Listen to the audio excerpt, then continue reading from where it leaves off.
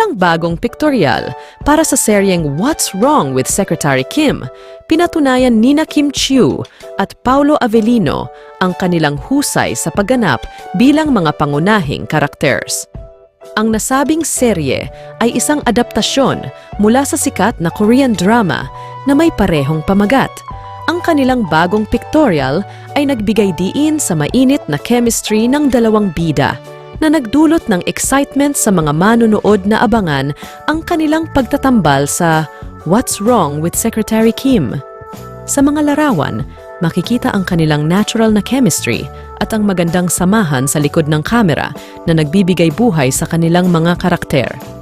Ang bagong pictorial ng dalawang bida ay nagpapakita ng kanilang dedikasyon at professionalism upang dalhin sa buhay ang kanilang mga karakter sa serye.